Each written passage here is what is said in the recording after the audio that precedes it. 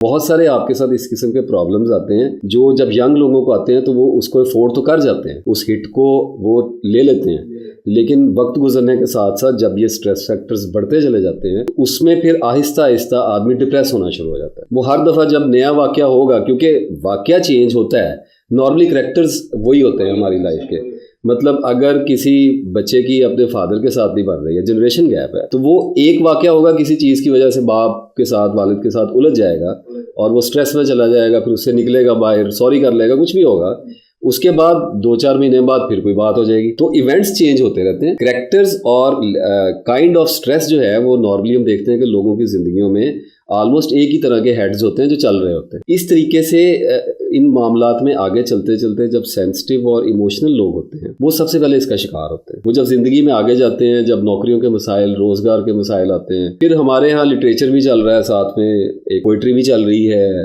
Romance भी चल रहा है, लाइफ का एक ब्यूटीफुल पीसफुल इम्पैक्ट भी और एक्सप्रेशन भी चल रहा है, और उसके साथ साथ लाइफ की एक डार्क साइड भी है। जब इन दोनों की मिक्सचर को लोग देखना शुरू करते हैं तो उनके जहन में सवाल पैदा होने शुरू होते हैं। बीच में आ जाता है मजहब, हमारा रिलीजन, और वो रिलीजन खाली इस्लाम की बात नहीं है, पूरी दुनिया में यही मामला चल रहे हैं कि रिलीजन में फिर आगे सेक्ट्स आ जाते हैं, कल्ट्स आ जाते हैं, और वो अपने अपने पेरेंट्स अगर किसी चीज़ पर मुतासर हैं और वो उस सेक्ट में बच्चे को ले जाना चाहेंगे, बच्चा उस सेक्ट में जाएगा, साथ दोस्त किसी और फिरके से ताल्लुक़ रखते हैं, बहुत सारी ऐसी चीज़ें होने शुरू हो जाती है कि आखिरकार जहन उलझ जाता है। जहन के आगे क्वेश्चन आगे खड़ा हो जाता है कि मैं कौन हूँ, मैं कहाँ से आया हूँ, मेरा बनना क्या है।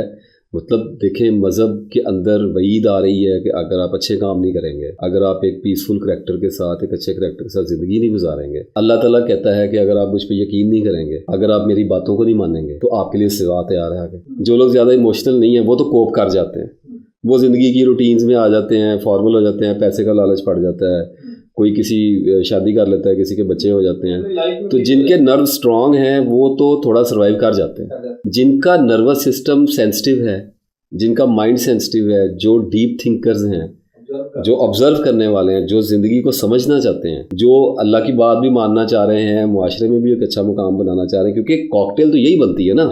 आप स्कूल से निकलते हैं, मज़हब से निकलते हैं, तो आपको ये पता है कि हमने दुनिया को भी लेके चलना है और आखिरत को भी लेके चलना है। जब वो इस बैलेंस को फाइंड करने की कोशिश करते हैं तो उन्हें लगता है कि ये इतना आसान नहीं था जितना उन्होंने सोचा था। जब उसके साइड इफ़ेक्ट्स और चीज़ें आनी शुरू होती हैं तो उसके नतीजे में उनको शॉक्स लगने शुरू होते हैं। अब उसमें होता ये है कि कुछ लोगों को वसवसे आने शुरू हो जाते हैं, फियर्स आने शुरू हो जाते हैं, फोबियाज आने शुरू हो जाते हैं। मतलब सादा सी बात है कि हम देखते हैं कि कुछ लोग आपको अचानक ऐसे मिले, कहते हैं मैं लिफ्ट में नहीं बैठ सकता, मैं बेसमेंट में नहीं जा सकता, मैं ट्रेन में बैठता हूँ मुझे लगता है ये पटरी से नीचे उतर जाएगी, मैं जहाज़ में बैठता हूँ मुझे ऐसा लगता है मेरा दम घुट जाएगा। ये खौफ कहाँ से आ रहे हैं? मतलब आदमी को ये सोचना चाहिए कि मेरे अंदर ये फियर शुरू कैसे हुए हैं। ये हाइट का फोबिया बड़ा कॉमन फोबिया है।